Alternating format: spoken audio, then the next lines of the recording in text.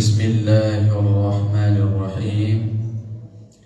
Assalamualaikum warahmatullahi wabarakatuh.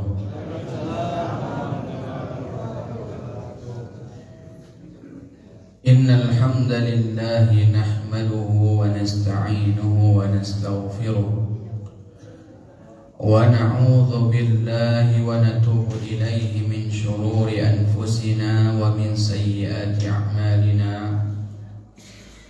Man yahdihillahu fala mudilla lahu wa man yudlilhu falan tajida lahu waliyyan mursyida.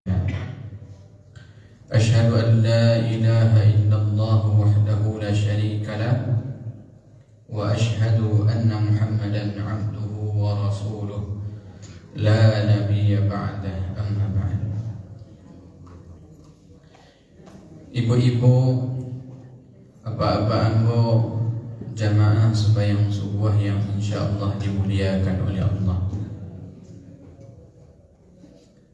Dalam sebuah hadis Nabi kita Muhammad sallallahu alaihi wasallam menyampaikan, "Man asbaha minkum aminan fi sirbihi mu'afan fi jasadihi indahu qutu yawmihi faka'annama hizat lahu dunya." Barang siapa di antara kalian yang mendapati waktu subuhnya, waktu paginya, dia dalam keamanan berada di tengah-tengah keluarganya, kemudian badannya disehatkan oleh Allah Subhanahu wa ta'ala, serta ada qut, makanan pokok yang bisa dia konsumsi untuk dirinya dan keluarganya dalam satu hari itu, faka'annama hizat lahud dunya. Orang yang seperti ini seperti seolah-olah dunia sudah diberikan kepada mereka, kata Allah. Jadi yang bertanya ke bapak, boleh yaman kampung bapak? Alhamdulillah. Ya, tidak seperti keadaan sebahagian saudara-saudara kita di luar sana. Ya, banyak kaum muslimin pada saat ini melewati bulan Ramadan penuh dengan kekhawatiran. Iya bu, iya baca lihat di TV, di berita tentang parang saja gini sini. Kemudian badannya disehatkan oleh Allah. Laisa awak apa-apa ibu-ibu yang dimuliakan oleh Allah. Alhamdulillah. Ya, alhamdulillah Allah bagi kesehatan kepada kita.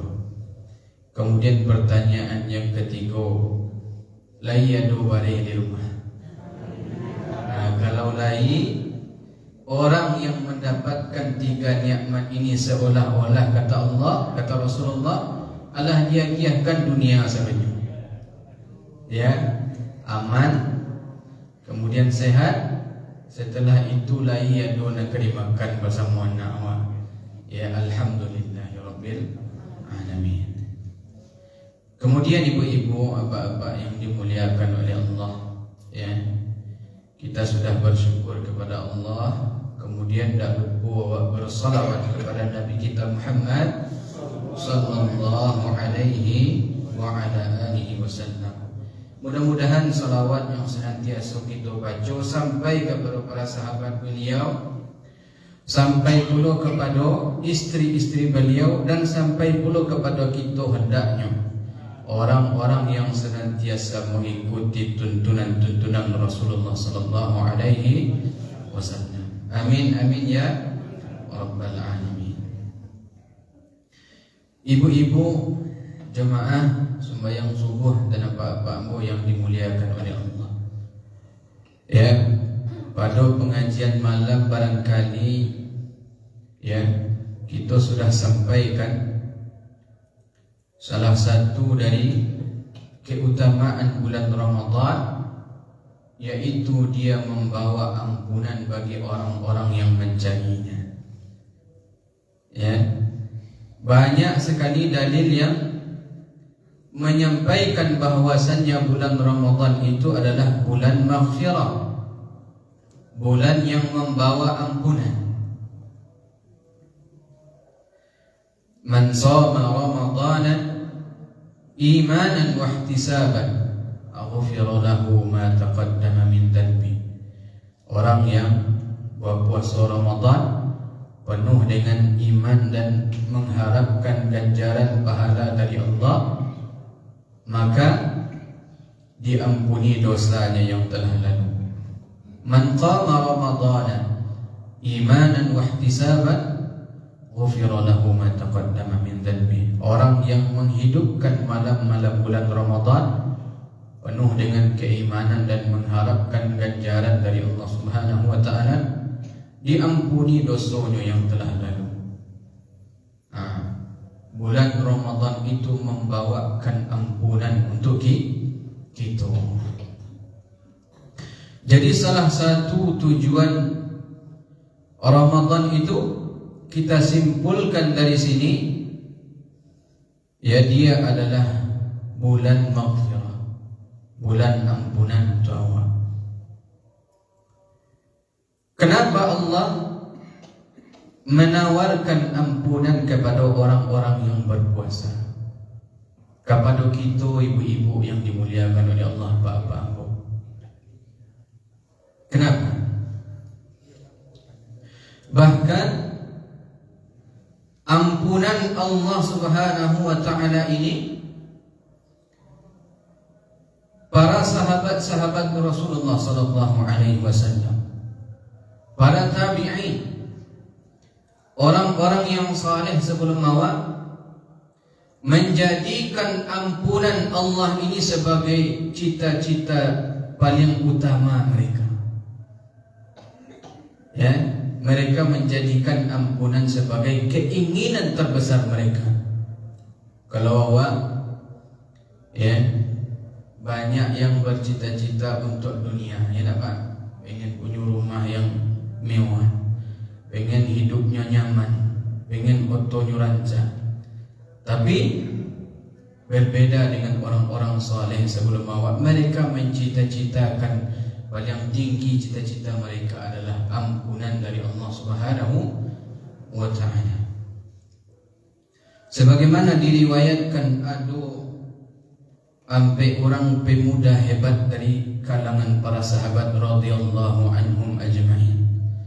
Ya, yang tiga ikut baru sana, ya, Abdullah ibnu Zubair, Urwah ibnu Zubair, kemudian Mus'ab ibnu Zubair, dan yang terakhir adalah Abdullah, ya, ibn Umar ibn Al-Khattab, anaknya Umar bin Khattab.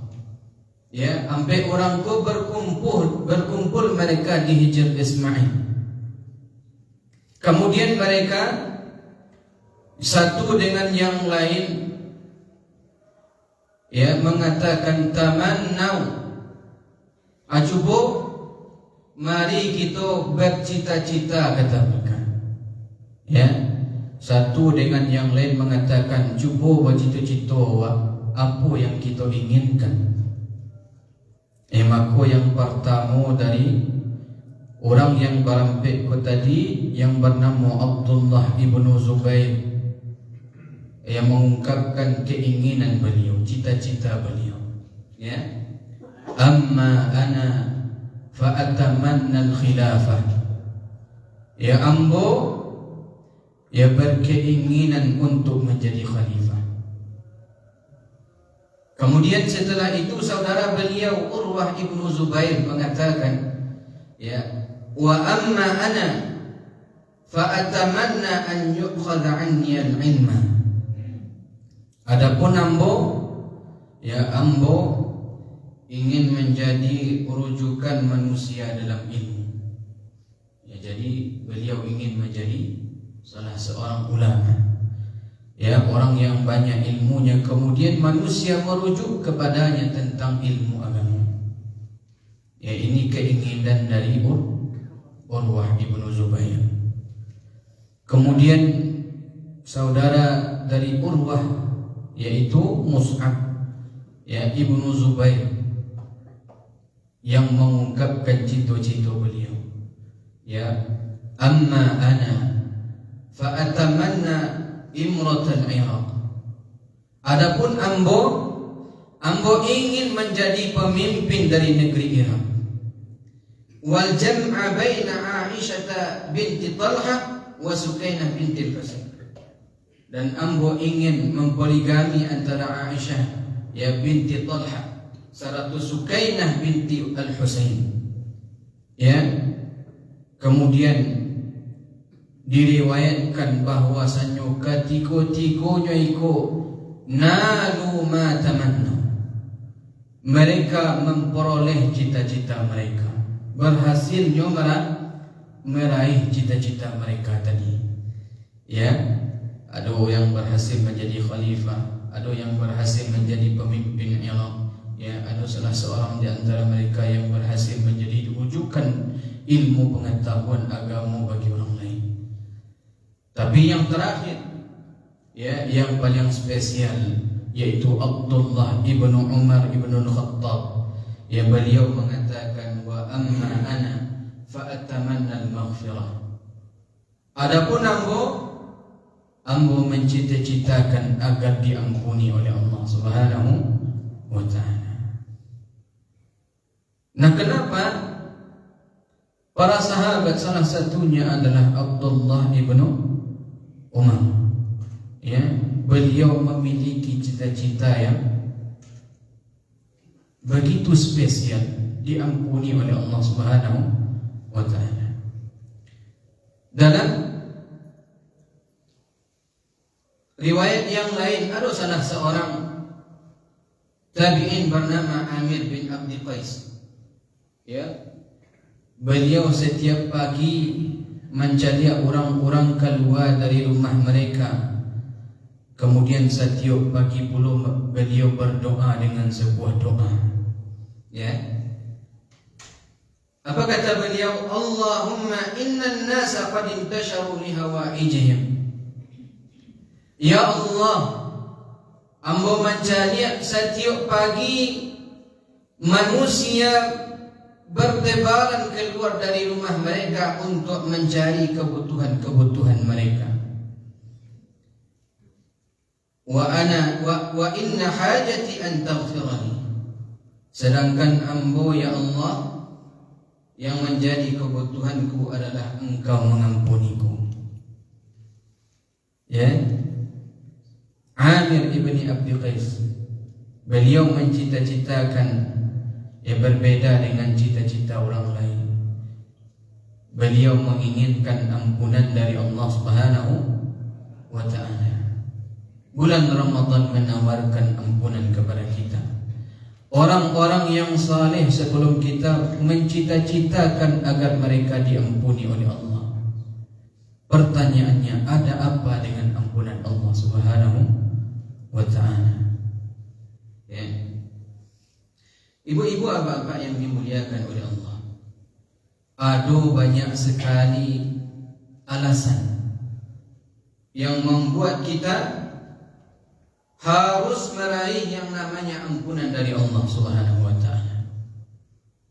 Tapi paling tidak ada tiga yang paling gadang dari yang banyak itu tadi yang insya-Allah kita sampaikan pada saat ini. Yang pertama, kita manusia, ibu-ibu, bapak-bapak yang dimuliakan oleh Allah, tidak satu pun, tidak seorang pun di antara yang lebih dari dosa dan kesalahan. Seluas apapun ilmu seseorang, sesaleh apapun seseorang, dan setinggi apapun derajat ketakwaannya kepada Allah Subhanahu wa taala, ya, selagi dia masih manusia, maka dia tidak akan lepas dari cakupan sabda Rasulullah sallallahu alaihi wasallam. Salamunya masih manusia, tidak akan lepas dari cakupan sabda Rasulullah sallallahu alaihi wasallam. Agak Nabi kita Muhammad sallallahu alaihi wasallam kullu bani Adam khata. Ya. Setiap manusia, setiap anak Adam itu pasti melakukan kesalahan. Entah kau indah manusia. Ya, selama kita manusia pasti kita melakukan suatu kesalahan. Banyak salah dan banyak dosa yang kita lakukan.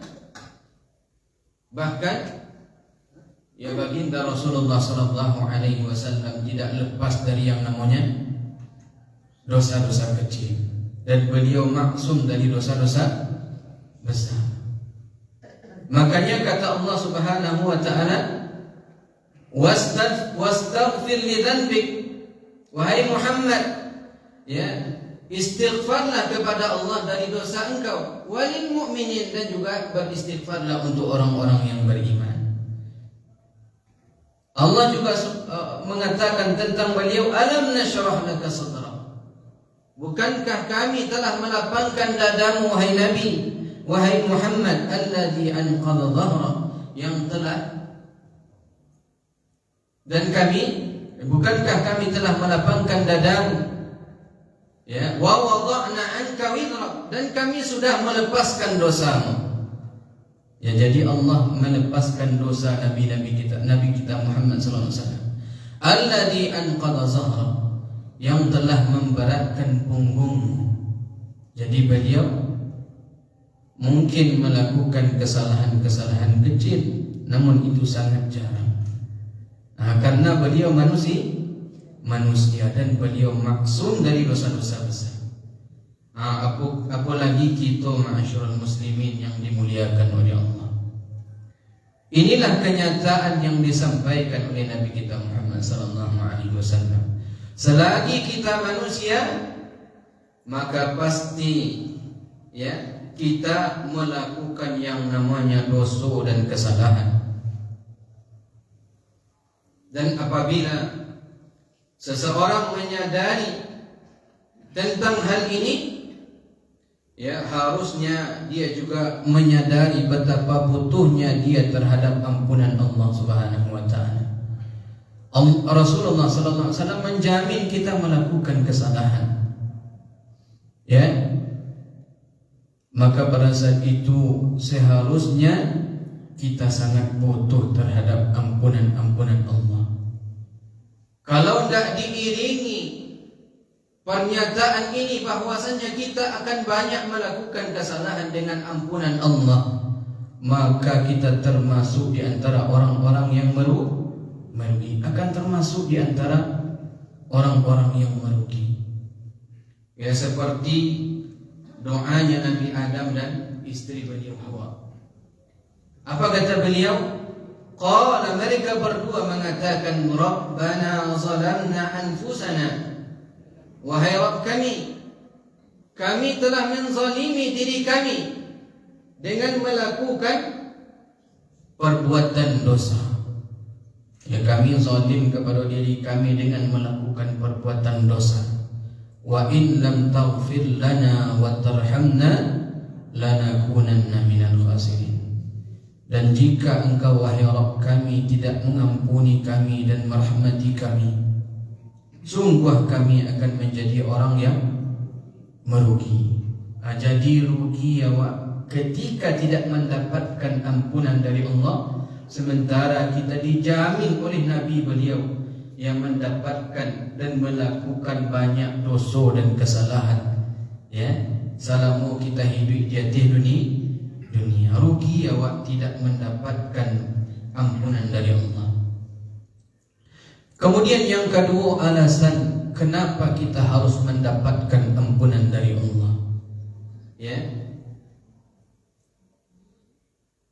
ibu-ibu jamaah sembahyang subuh yang dirahmati oleh Allah, mendapatkan ampunan Allah Subhanahu wa taala ini merupakan sebuah nikmat yang lebih gadang daripada nikmat-nikmat dunia yang lain. Lebih gadang daripada haratu kita lebih kadang daripada nikmat keluarga, ketenangan yang Allah bagi kepada kita, lebih kadang daripada nikmat mempunyai anak dan keturunan yang saleh, yaitu mendapatkan ampunan dari Allah Subhanahu wa ta'ala. Dalam surat Ali Imran, Allah Subhanahu wa ta'ala menyampaikan, la maghfiratun minallahi wa rahmah khairum mimma yajma'un. Sungguh ampunan dari Allah Subhanahu wa ta'ala dan rahmat dari Allah itu benar-benar lebih baik daripada nikmat-nikmat dunia yang mereka kumpulkan. Siapa yang mengatakan ini? Allah Subhanahu wa ta'ala. Ampunan dari Allah itu sungguh lebih baik daripada nikmat-nikmat dunia yang kita kumpulkan saat ini di atas dunia. Dan orang-orang yang saleh sebelum kita sangat faham tentang ini. Ampunan itu lebih baik daripada nikmat-nikmat dunia. Sehingga salah seorang di antara mereka, Abdullah ibn Mas'ud, saking beliau menyadari betapa besarnya nikmat ampunan ini, sehingga keluarlah ucapan beliau, lawadittu annallaha ghafara li dhanban min dhunubi wa khati'atan min khataayaya thumma la yu'rafu li nasabun.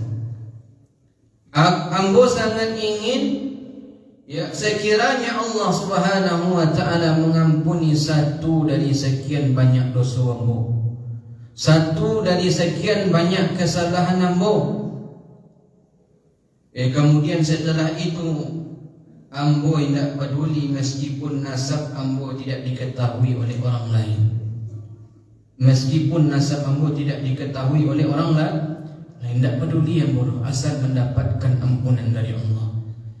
Atau dalam riwayat yang lain beliau mengatakan, wadittu law anna Allah ghafara li dhanban wahidan thumma du'itu ba'da dhalika Abdullah ibn Rawfa. Aku ingin kalau seandainya Allah Subhanahu wa ta'ala mengampunkan satu dosa saja dari dosa-dosa bukan, kemudian setelah itu aku tidak peduli meskipun orang-orang memanggilku Abdullah anak si kotoran. Orang-orang tidak lagi memanggilku Abdullah ibnu Mas'ud, tapi orang-orang memanggilku Abdullah ibnu Rawsah, anak si kotoran. Itu tidak menjadi masalah bagiku asalkan aku mendapatkan ampunan dari Allah. Karena memang ampunan dari Allah itu lebih besar daripada nikmat-nikmat dunia yang lain. Kemudian yang ketiga, ibu-ibu apa-apa yang dimuliakan oleh Allah Subhanahu wa ta'ala, mengapa kita harus mendapatkan ampunan dari Allah Subhanahu wa ta'ala? Mengapa kita harus mencita-citakan ampunan Allah ini menjadi milik kita? Karena setiap kita bercita-cita untuk masuk ke dalam surga. Iya Pak? Iya Bu? Iya.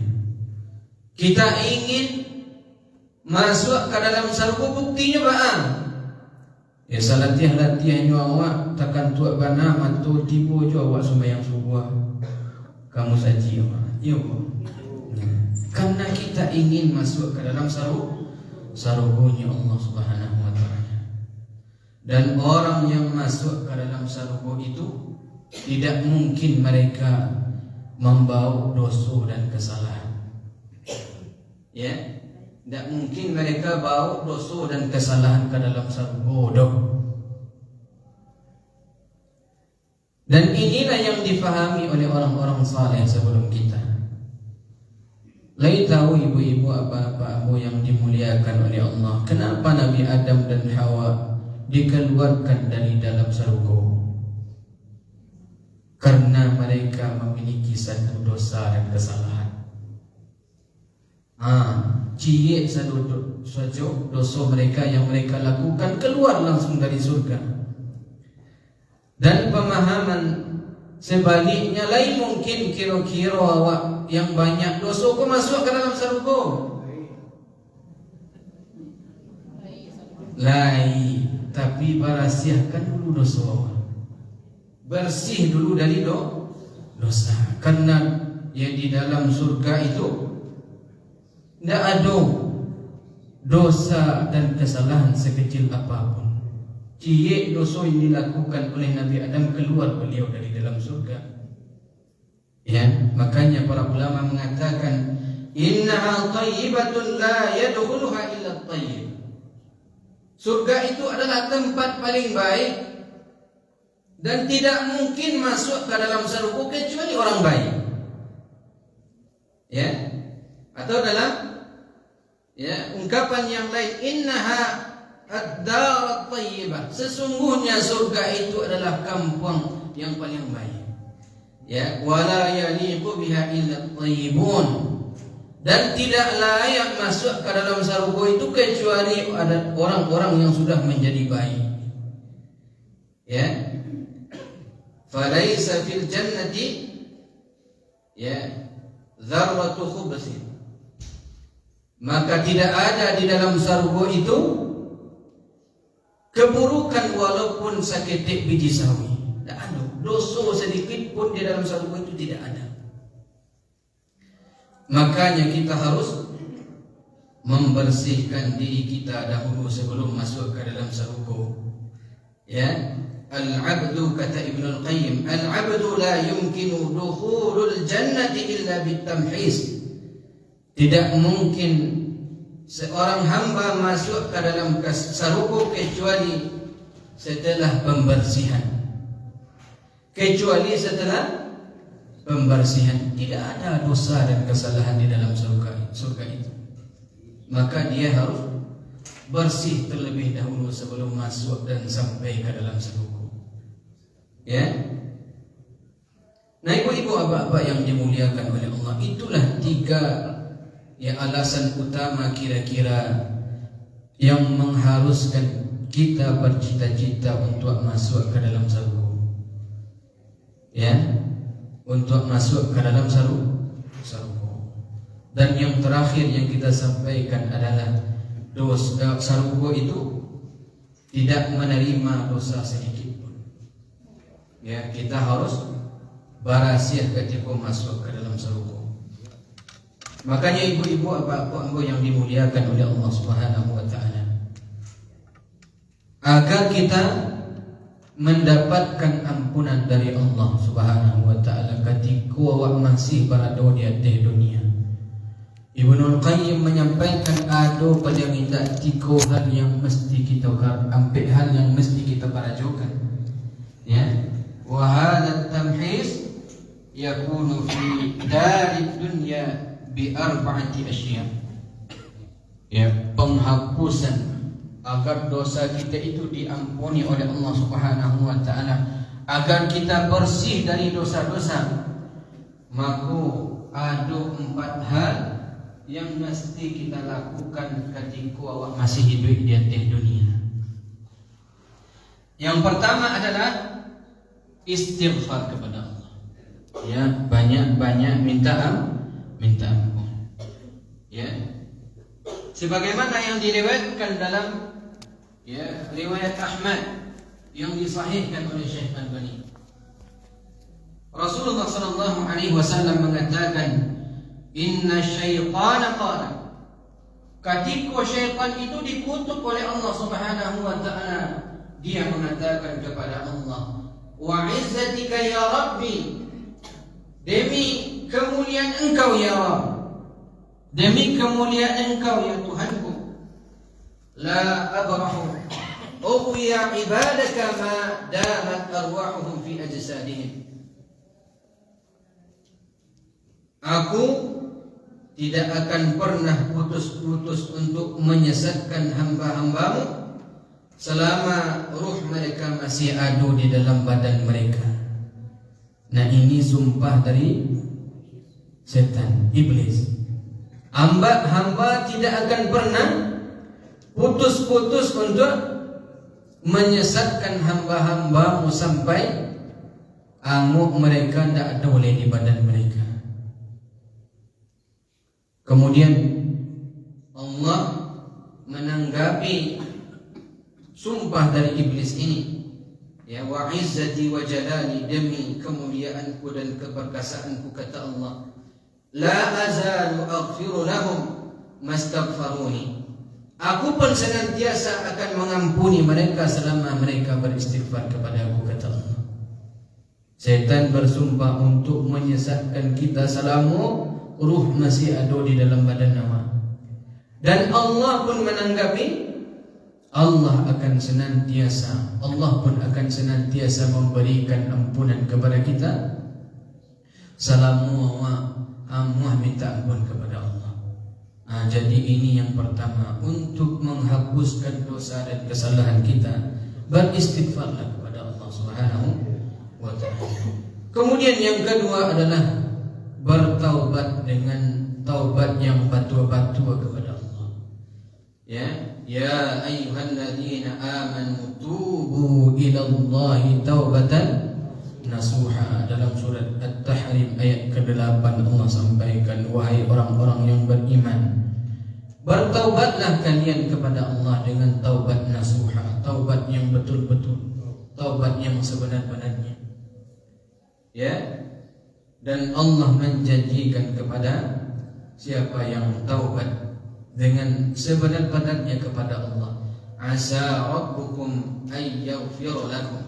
Ya, mudah-mudahan dengan seperti itu Rabb kalian mengampuni dosa-dosa kalian.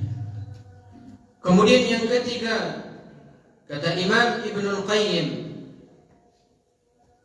untuk menghapuskan dosa-dosa kita adalah al-hasanatul mahiyah, yaitu memperbanyak amal saleh.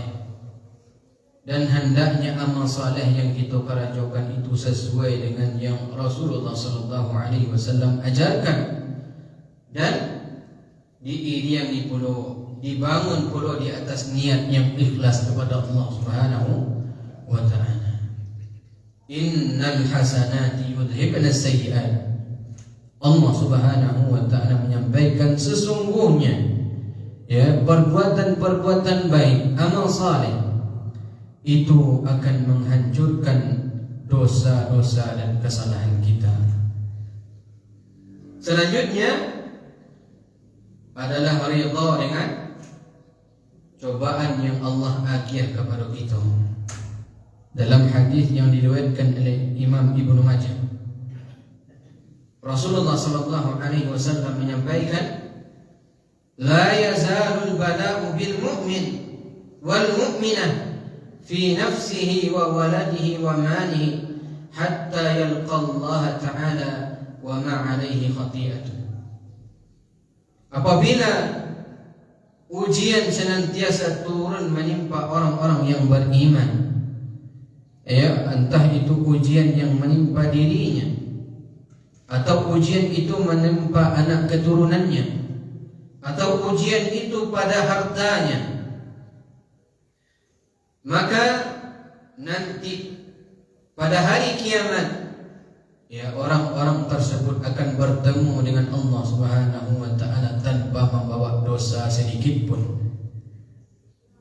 Tapi syaratnya kita harus ridha dengan ujian yang Allah akhir. Kalau B yang keluar dari mulut awak, you jauh awak dari, ya, ampunan dari Allah Subhanahu wa ta'ala. Ya, apa kata Rasulullah sallallahu alaihi wasallam? Inna Allah ta'ala idza ahabba qauman ibtalahum. Ketika Allah mencintai suatu kaum, Allah mencintai seseorang, maka Allah akan uji mereka. Faman radiya falahu ridha. Barang siapa yang reda dengan ujian dari Allah, maka dia akan mendapatkan keridhaan Allah berupa ampunannya. Faman sakhita falahu sakhat. Barang siapa yang tidak reda, ya, barang siapa yang murka terhadap ujian Allah itu, maka yang dia dapatkan bukannya ampunan tapi justru murka dari Allah Subhanahu wa ta'ala.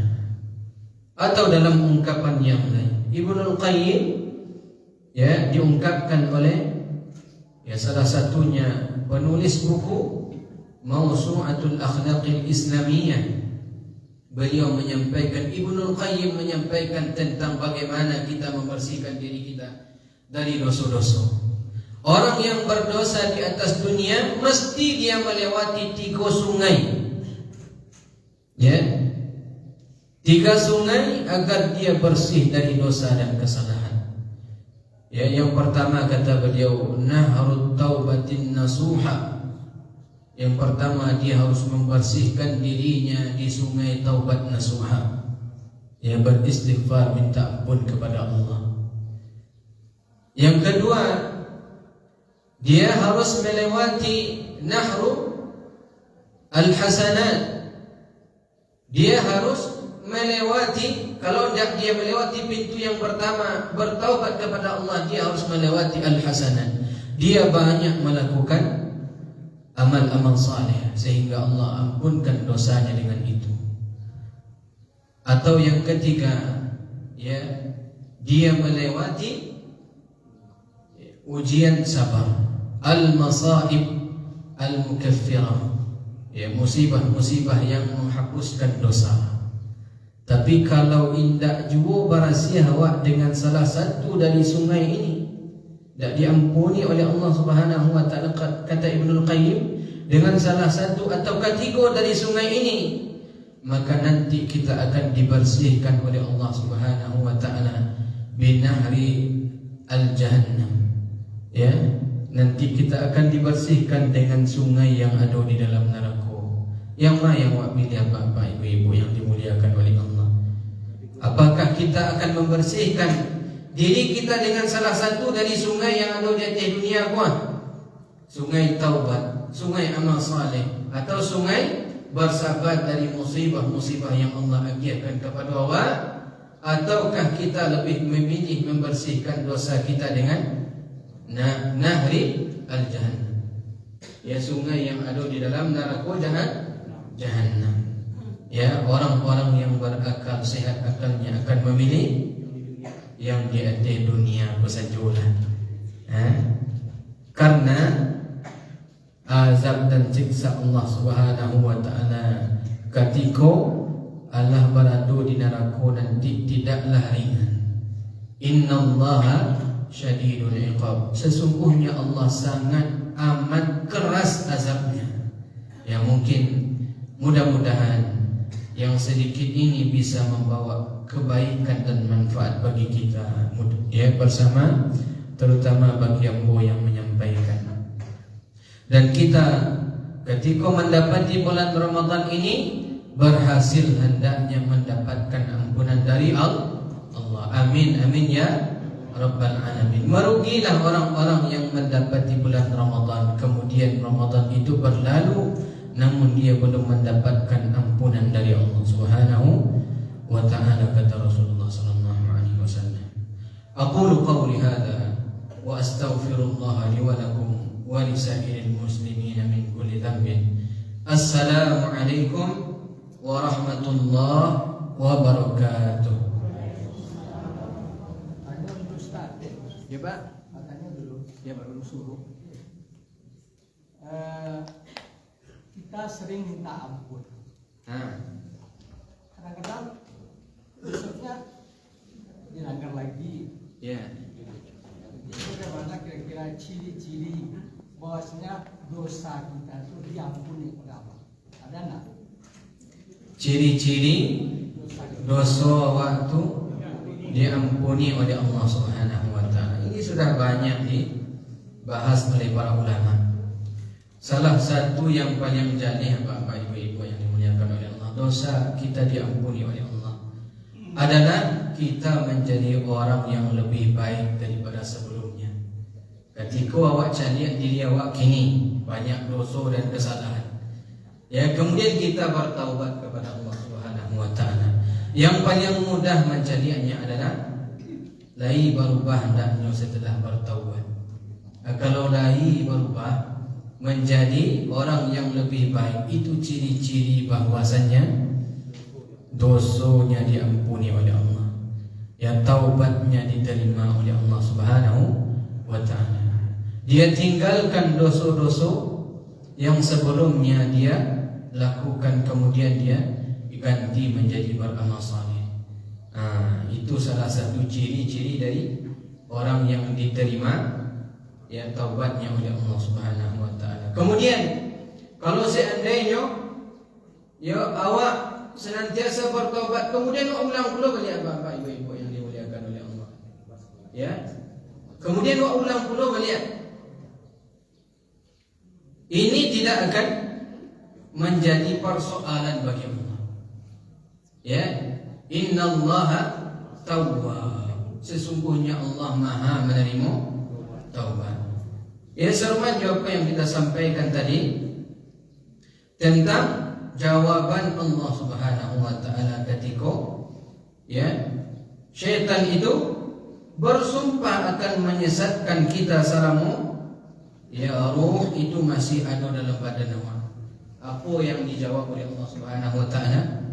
Wa izzati wa jalali la azulu aghfiru lahum mastaghfiruni. Ya, dengan kemuliaanku dan keperkasaanku, kata Allah, ya, Ambo pun akan senantiasa mengampuni mereka. Aku pun akan senantiasa mengampuni mereka. Mastaghfiruni, selama mereka muah meminta ampun kepada Allah. Selama muah menengadahkan tangan kepada Allah minta ampun. Ya, selama itu pula lah Allah Subhanahu wa ta'ala akan mengampuni kita. Ya. Jadi ibu-ibu bapak yang dimuliakan oleh Allah, mari kita minta ampun kepada Allah. Ada pertanyaan yang lain, Pak? Tidak. Lah kok? Ya, kita cukupkan. Assalamualaikum warahmatullahi wabarakatuh. Waalaikumsalam.